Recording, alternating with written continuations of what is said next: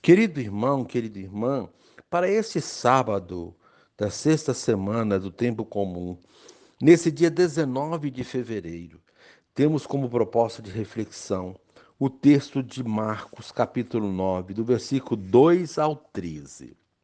Naquele tempo, Jesus tomou consigo Pedro, Tiago e João e os levou sozinhos a um lugar à parte sobre uma alta montanha e transfigurou-se diante deles. Suas roupas ficaram brilhantes e tão brancas como nenhuma lavadeira sobre a terra poderia alvejar. Apareceram-lhe Elias e Moisés e estavam conversando com Jesus.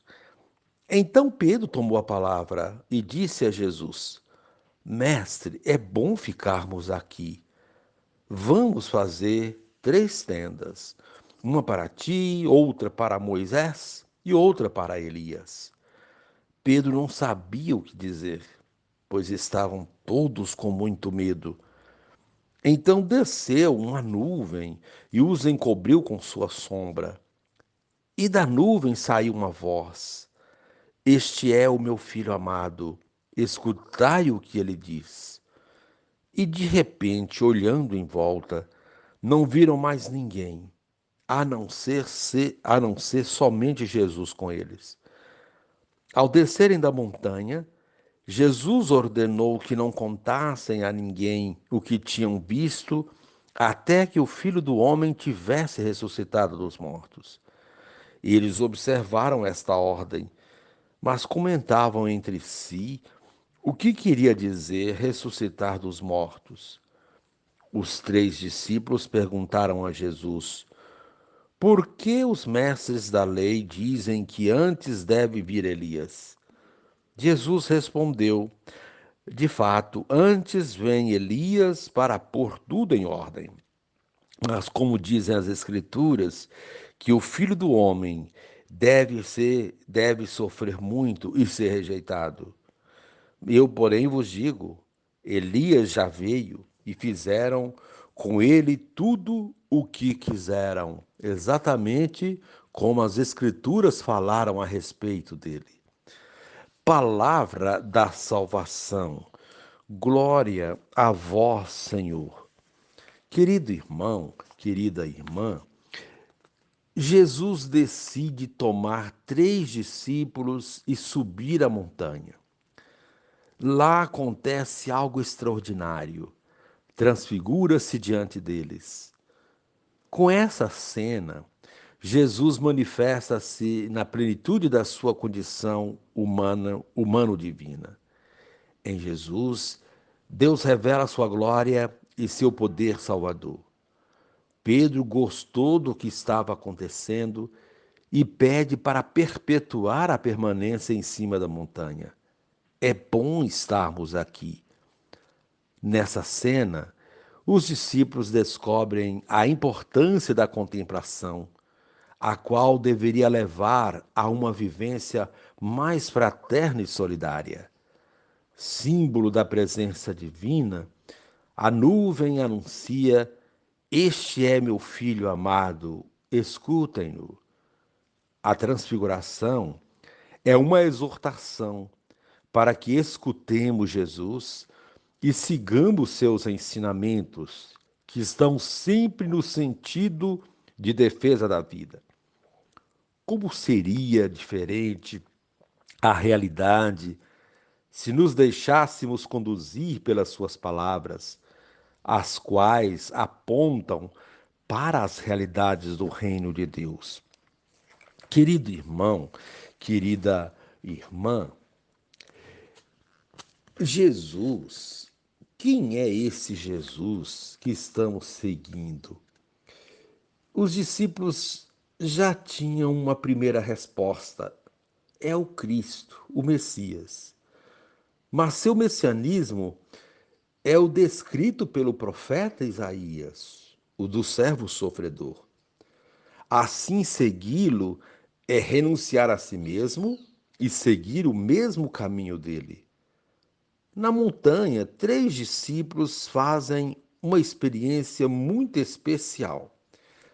eles têm uma revelação de quem é Jesus. Eles o viram transfigurado de branco, conversando com Elias e Moisés, os quais representam os livros sagrados, a lei e os profetas, e se viram no meio de uma nuvem que é sinal da presença de Deus. E ouviram o Senhor dizendo: Este é o meu filho amado. Jesus é o filho amado de Deus, o prometido nas Escrituras. Querido irmão, querida irmã, a proposta do dia, memorizar: Este é o meu filho amado, escutai-o. E agora, rezem comigo. Ó Jesus, tua transfiguração revela que tua morte não é o fracasso total, mas o caminho para a tua glorificação. Renova, Senhor, nossa esperança de, após nossa morte, participarmos de tua glória. Amém. Querido irmão, querida irmã, dando continuidade à reflexão da palavra de Deus, da liturgia deste sábado, da sexta semana do tempo comum, nesse dia 19 de fevereiro, você poderá acompanhar na sua Bíblia os textos indicados, Tiago capítulo 3, de 1 a 10, o texto de Marcos capítulo 9, de 2 a 13, rezar o Salmo 11. Uma vez que você já ouviu a proclamação do Evangelho com a reflexão, neste momento você poderá também acompanhar a leitura da carta de São Tiago e a continuação da reflexão aplicada à vida. Meus irmãos, não haja muitos que queiram ser mestres.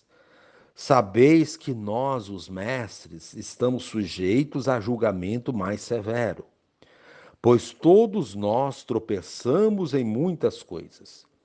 Aquele que não peca no uso da língua é um homem perfeito, capaz de refrear também o corpo todo. Se somos um freio, se pomos um freio na boca do cavalo para que nos obedeça, conseguimos dirigir o seu corpo todo. Reparai também nos navios, por maiores que sejam e impelidos por ventos impetuosos, são, entretanto, conduzidos por um pequeníssimo leme na direção que o timoneiro deseja. Assim também a língua, embora seja um membro pequeno, se gloria de grandes coisas. Comparai o tamanho da chama com o da floresta que ela incendeia.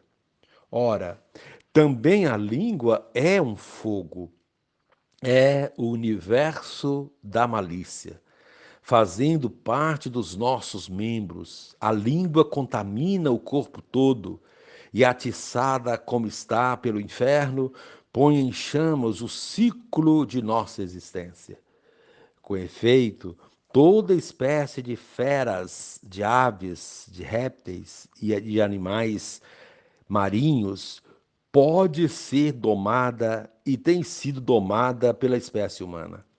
Mas a língua, nenhum homem consegue domá-la.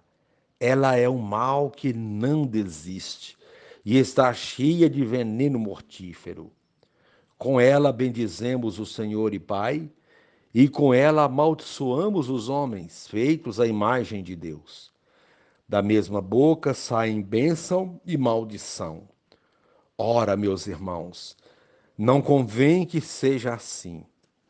Palavra do Senhor, graças a Deus. Querido irmão, querida irmã, o convite da liturgia de hoje é para fazermos mudanças, transfigurando nossa vida e nosso jeito de proceder. E essas mudanças ou transfigurações devem começar por algo aparentemente minúsculo, mas que tudo tem um poder descomunal, nossa língua. É dela que fala a primeira leitura de hoje, trazendo para nós uma reflexão que nos é familiar. Quem é que já não se viu envolvido em fofocas? Ou que teve algum problema porque foi vítima da língua de pessoas maldosas?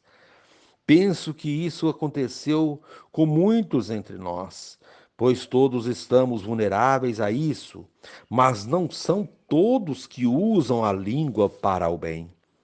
A língua, diz Tiago, com outras palavras, é uma faca com dois gumes, pois podemos com ela edificar pessoas ou destruí-las. O grande desafio de todos nós é pôr freios à nossa língua. Quando conseguimos fazer isso, estamos no caminho da perfeição. São bem interessantes as comparações que são feitas nesta primeira leitura sobre o controle de algo tão pequeno como a língua e que pode significar grandes mudanças. A primeira comparação é a do cavalo, que, quando colocado freio em sua boca, pode ser conduzido com facilidade.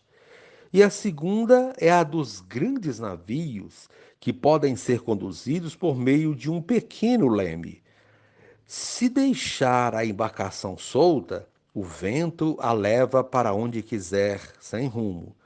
Assim também é a língua. Se a soltarmos, ela pode levar para qualquer lugar, sobretudo para coisas ruins. Ter o controle dela é ter o controle de nossa vida, evitando assim que outros sejam prejudicados por aquilo que dissemos. Pensar antes de falar é o primeiro passo. Depois vem a educação para o respeito e o compromisso com o bem do próximo.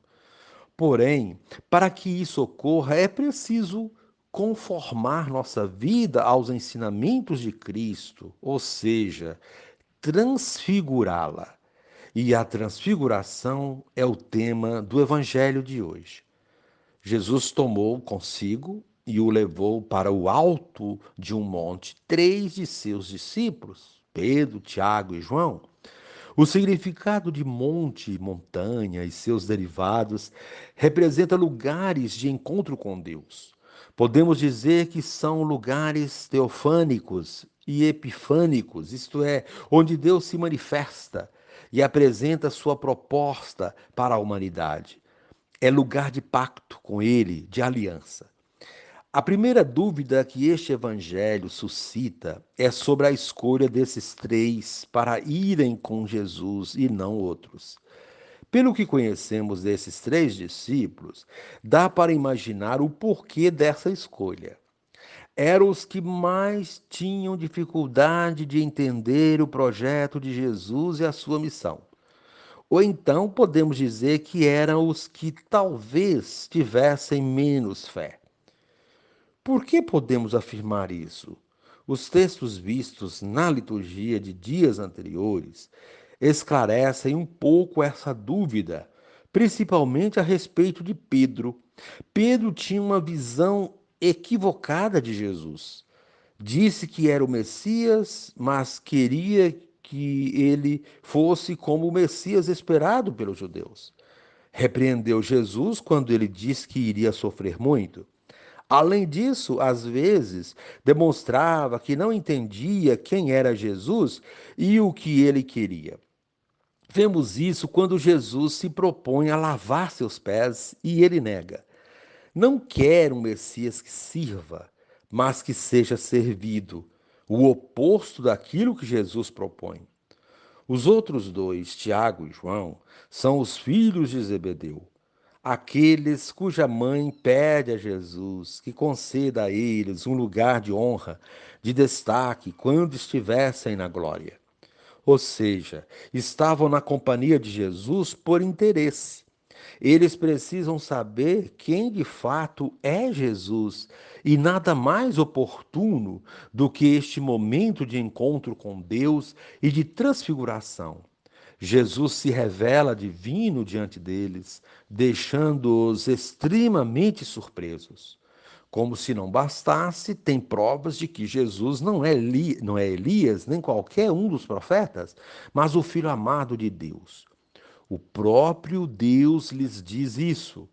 Esse episódio faz com que eles renovem a sua fé e a professem a partir de então, verdadeiramente e não mais com ideais equivocados a respeito do Mestre. Com a transfiguração de Jesus, os discípulos são convocados a transfigurar, transformar a realidade onde atuarão em missão, com a convicção de que Deus está com eles. É essa mesma força, esperança e fé que a liturgia de hoje tenta nos passar. Devemos colocar nossa confiança em Deus e deixar que Ele transforme nossa vida e nossas concepções sobre Ele, de modo que possamos compreender melhor o que Ele quer de cada um de nós. Para que tudo isso aconteça, temos de ter fé e compromisso de mudança e controle de nossa vida, diz os textos de hoje. Querido irmão, querida irmã, sejamos, portanto, pessoas empenhadas em fazer o bem e que usam a língua para o anúncio da palavra, para fazer o bem e ajudar a edificar a vida dos semelhantes. Somente assim estaremos transfigurando nossa vida e moldando-a conforme pedem as leituras de hoje. Querido irmão, querida irmã, reze assim comigo. Divino Espírito, concede-me lucidez para compreender o destino de Jesus, Filho amado do Pai, suspenso numa cruz, por ter sido obediente até o fim. Amém.